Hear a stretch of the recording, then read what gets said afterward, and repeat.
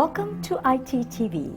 I'm your tutor for today in this segment of PMR English Form 3, and my name is Elizabeth Marshall.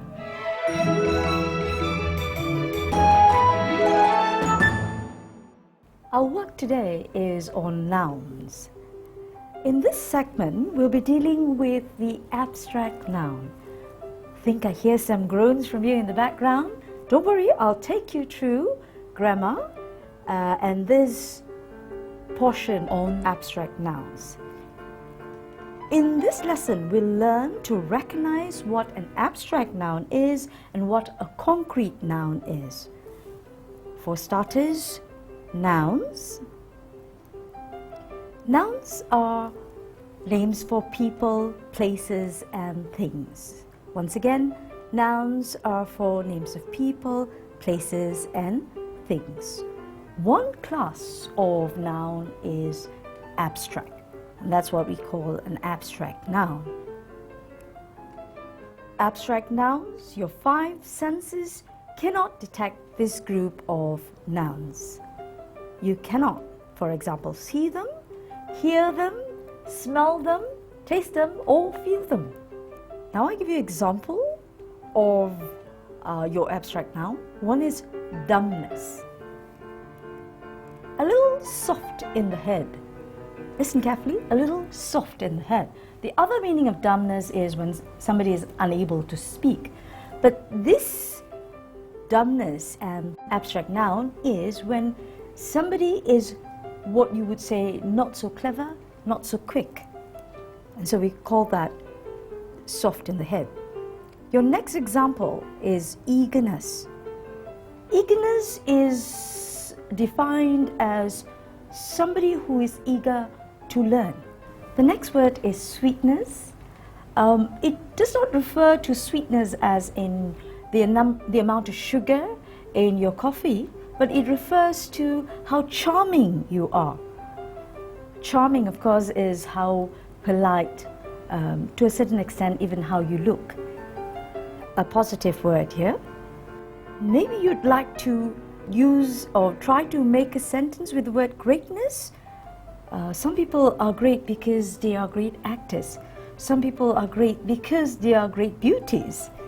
And the reason why greatness becomes an abstract noun really is because it is something that is difficult to put in a box, so to say.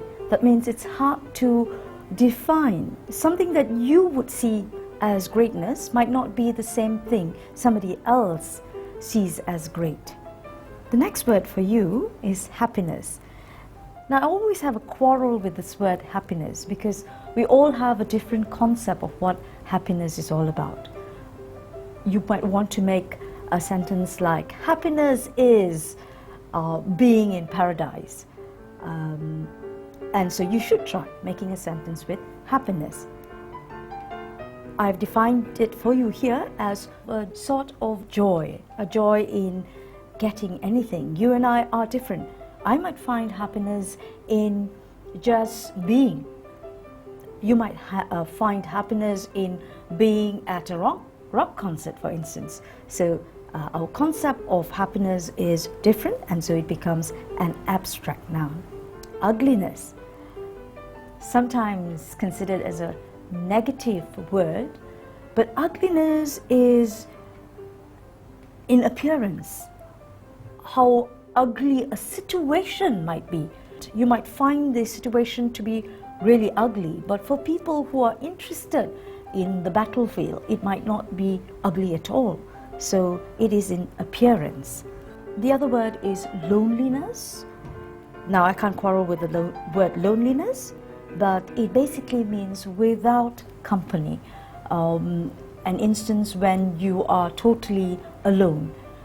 You might be very alone in a room that has got many people in it. It's just that your sense of loneliness overwhelms because you are lonely even if there are people around. Let's look at the word dryness. That's an interesting word because it is not what you would know it as, where there is lack of water. Dryness can be used to describe a storybook, for instance, when one uses the word dry, the book is dry, they mean that it is boring, something that is of no interest. That's your word there, dryness for you. In a story, it is boring. Shyness, when you are not comfortable doing something in company, when you're not comfortable wearing a particular garment, that's shyness there for you. And the other word is slyness. Very similar in sound to shyness, but it means something totally different. Slyness means clever. It often is referred to the animal, the fox, because of its ability to get out of a situation fast. So slyness means you are clever. Clever not in a bookish way, but clever because you can stand thinking. All right, that means you think on your feet. Now, let's go to a sentence. If you can read that sentence for me. When the beauty contestant sashayed to the front, the audience was overwhelmed with her beauty, poise, and confidence. Yes, good. When the beauty contestant sashayed to the front, the audience was overwhelmed with her beauty, poise, and confidence. Can you please tell me what the word overwhelm means? If you can come up with one, I'll tell you what it means. Overwhelm means to be overcome, something that is bigger, too big for you to handle at that particular time. And in this sentence, when the beauty contestant sashayed to the front, the audience was overwhelmed with her beauty, poise, and confidence. The abstract noun is beauty. What are the nouns? Beauty contestant and audience. Yes, the nouns are beauty contestants and audience. That's very good. Beauty itself is an abstract noun because it has no order, no smell to it, no flavor. You can't stick your thumb on somebody's face and try to see how wonderful that person is, what the taste is like, okay? Or texture. It has no quality that you can, in a sense, see, hear, smell, taste, or touch. I repeat them, the nouns again, as you got it correctly: beauty contestants and audience. Whilst beauty contestants and audience are both nouns, people you are able to see, hear, and even touch. Many nouns are concrete, not abstract. Concrete nouns are those you are able to see, hear, and touch, quite opposite to the abstract noun. Let's take an example. Can you read that example for me? Mary caressed the frightened child until she stopped crying. Yes, that's good. Mary caressed the frightened child until she stopped crying. Caress means to comfort by way of touching. Child is an example of a concrete noun. One can see a child, hear her, and even touch her.